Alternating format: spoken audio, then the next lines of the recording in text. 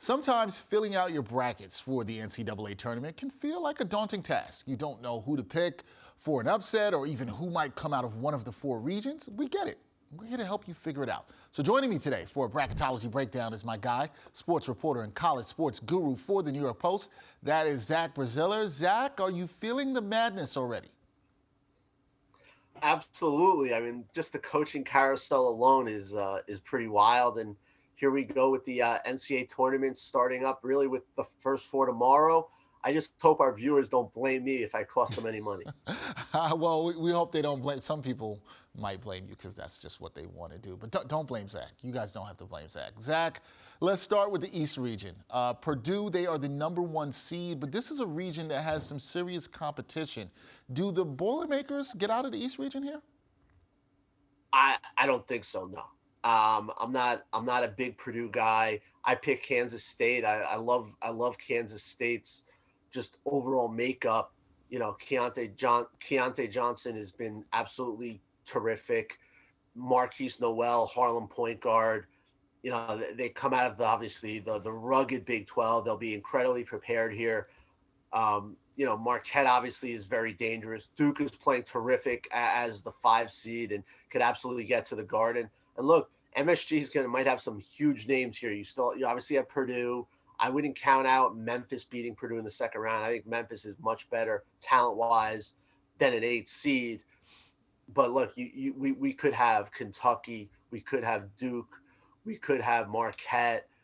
The Garden could be really for the second weekend regionals. The Garden could have the biggest brands out there. But I think Kansas State's going to end up coming out of there. I just love the way they're playing. I think they have a terrific all-around team, and there's just something special about them. Jerome Tang has done a fantastic job, so I'm sticking with Kansas State in the East. All right, Kansas State in the East, not going with Purdue. So let's go down to the South region where Alabama, they're the top seed, but this region, they've got some teams that can score. Zach, they got Arizona, Creighton, and Missouri, just to name a few. Are the SEC champs, Alabama that is, are they primed to be upset here? No, I don't see it. Alabama's the best team. They have the best player, Brandon Miller. To me, their road to the Elite Eight is very easy. I'd be shocked if they don't make the Elite Eight. Now, once they get there, it's going to be a tough game. You have Arizona. I think Creighton has a shot to go very far, and actually, I picked Creighton to make the Elite Eight here, but I think Alabama's too good. I think Alabama's going the Final Four. To me, a Sweet 16 matchup with Virginia. Virginia does not have the weapons to beat Alabama. I think Alabama, look, they're the overall #1 seed. They deserve the easiest draw, and to me, they got one. They're going to completely coast to the Elite Eight, and I think they get to the Final Four. All right, Bama coasting to the Elite Eight and to the Final Four. There we go. Now, the Midwest is interesting, Zach, because the #2 overall seed, Houston, they can get to the Final Four in their home city. So will the Cougars make it back home to H-Town for the Final Four? No, I think Texas is going to the Final Four. Texas has destroyed Kansas now twice in the last few weeks. They have terrific guard play led by Marcus Carr. I see Texas getting there. This is a tough region. Texas A&M as a 7 seed is absurd. There's no way Texas A&M is a 7 seed. That is not going to be an easy second round game for Texas.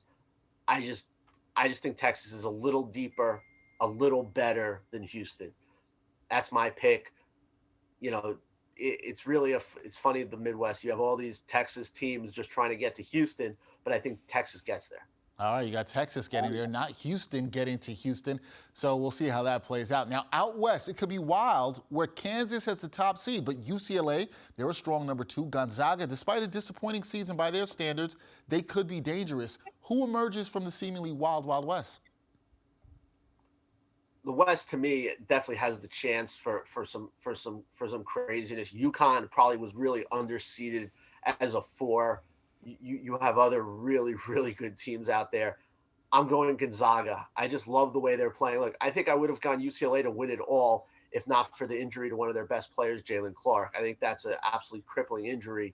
I still expect UCLA to get far and get to the Elite Eight, but I think Gonzaga beats them. I just love the way Gonzaga's playing. They've beaten St. Mary's twice recently.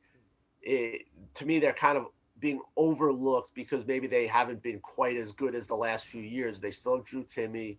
They have tons of weapons on the perimeter. I see Gonzaga getting through as the last Final Four team. All right, Gonzaga as your last Final Four team. Are you willing to predict the champion yet, Zach?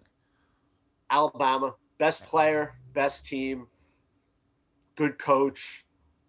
If, all this other stuff off the court, we know that's gone on, hasn't really distracted them. I didn't even think they played great down the stretch, and they still kept on winning. That's the thing, is like they haven't played their best. And then this SEC tournament, they were, they coasted. I think Alabama wins it all. Yes, they're the #1 seed. Yes, I'm going chalk. I just think when you have the best player and you're the best team, that's in the end is what's going to win out. All right, you got Alabama taking it all. We'll see how it all plays out. March Madness starts tomorrow, Tuesday, with the first four. Zach Braziller, he's going to be all over it for the New York Post. Zach, thanks for the time. I'm sure we'll talk to you soon in what's going to be a busy month. Hey, just don't blame me when the picks go wrong. Don't blame Zach, guys. Don't blame Zach.